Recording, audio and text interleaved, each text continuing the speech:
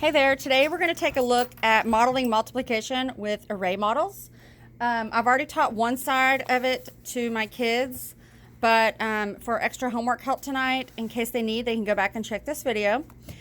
For this, we're going to use symbols like these, squares, lines, and tiny squares, to model the flat, which has 100, the rod, which has 10, and the unit, which stands for 1. So we're going to model multiplication using base 10 blocks, using an array model.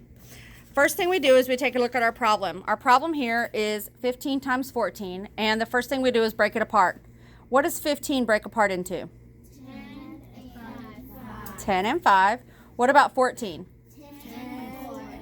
10 and 4. Okay. Now I'm going to draw my visual right there. If I know that 10 and 5 is 15, I'm going to put that right here going vertically, okay, on the left side. So I'm going to make it look like what? How many rods am I going to use for this? One rod, which is the same as this, which stands for 10, which stands for this 10 right here in the 15. And then what next unit am I going to use? 5 units. So 5 of these. So I will draw what looks like 5 of these. Okay, so right now this problem is 1 rod and 5 ones, 15. When I look at the top, I'm breaking apart 10 and 4. So I'm going to take a look at how many rods? 1 rod. This is a rod. And 4 units. Okay. And then I like to draw. This goes straight off to the box method that we used yesterday in our notes. Okay. So my first equation here is going to be, it's kind of like how you do a multiplication chart or you do battleship. You match up right here. And whatever comes together, that's the box that you use. So what's my first equation right here, y'all? 10 times 10, which equals what? 100. Okay. What base 10 block is the same as 100? A flat. This has 100 units in it. So we're, instead of drawing 10 of these, we're going to draw 1 of these. Okay. What's the next thing I multiply? 10 times 4. And 10 times 4 equals 40. What am I going to draw to represent 40 using? Good. I'll draw 4 of these. And again, mine don't look exactly like that. 1, 2, 3, 4.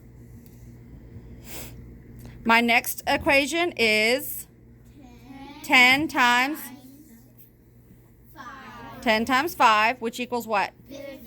50. So what am I going to draw here to represent 50? 5 rods. 1, 2, 3, 4, 5. And then finally, I have what? 5 times 4. And what does that equal? 20. These are all partial products. And then the model shows what it stands for with the base 10.